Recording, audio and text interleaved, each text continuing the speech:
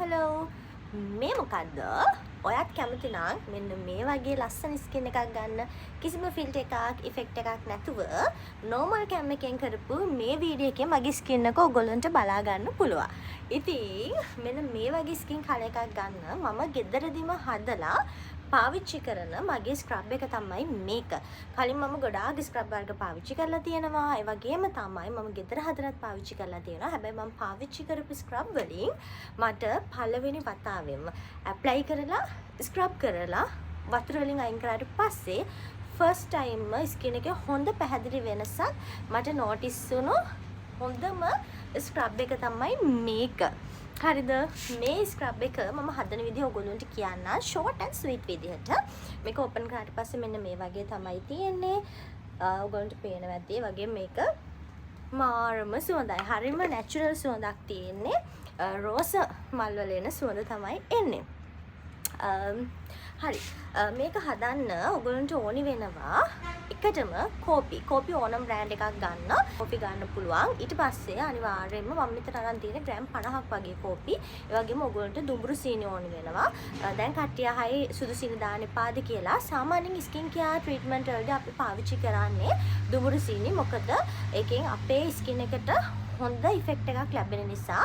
එතකොට කෝපි, දුඹුරු සීනි, ඒ වගේම ඔයිල් එකක් යූස් කරන්න ඕනේ අනිවාර්යයෙන්ම. මොකද මේ ඔයිල් එකක් එක්ක අපේ ස්කින් එකට හොඳ තෙතමනයක් ලැබෙනවා. මම මෙතන රෝසිප් ඔයිල් එක තමයි පාවිච්චි කරලා තියෙන්නේ. ඒ නිසා තමයි හොඳ රෝස සුවඳක් එන නැචරල්ම.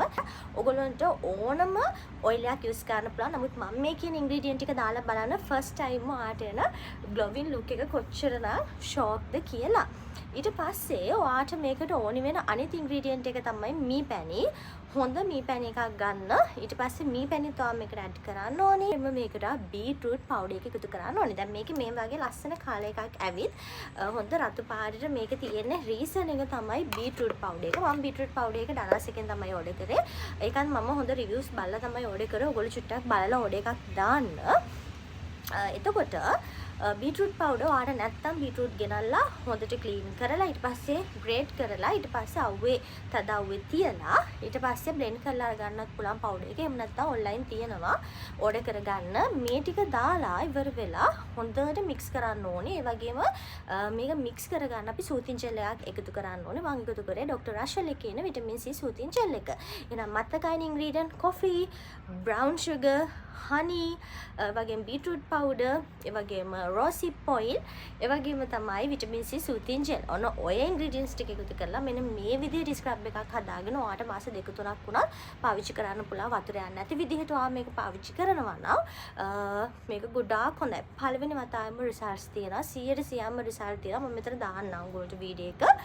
ඉතින් TikTok එකෙත් මම මේක ෂෙයා කරගත්තා. YouTube එක අමතක කරන්න බෑනේ. මේක මම ඊයේ හැදුවේ. කලින් මම පොඩි කන්ටේනර් එකකට හදා තිබුණා. ඒක ඉවරුණා. මේක මම ඊයේ ටිකක් ලොකු බොටල් එකකට හදාගත්තා. මම මේක ඊයේ පාවිච්චි කරා. ඉතින් ඔයගොල්ලෝ හොඳට අත් එහෙම තෙමලා ඊට පස්සේ ඇප්ලයි කරලා ටිකක් මේක ඇඟේ තියෙන්න දෙන්න. ඊට පස්සේ වොෂ් කරලා දාන්න. මේක සතියකට එක වතාවක් උපරිම දෙවතාවක් වගේ යූස් කරන්න පුළුවන්. මම නම් මේ දවස්වල එක දිගට පාවිච්චි කරනවා. මොකද ස්කින් එකට ඇත්තටම හොඳ ග්ලෝ එකක් එනවා. සහ මේ දවස්වල කොහොමත් ස්කින් එක ටිකක් ඩ්‍රයි වෙනවා. ඉතින් ඒ නිසා මේක ඔයිල් වයිට් එකත් ඇඩ් වෙලා තියෙන හින්දා ඇත්තටම ගොඩාක් හොඳ මොයිස්චර් ඉෆෙක්ට් එකක් එනවා.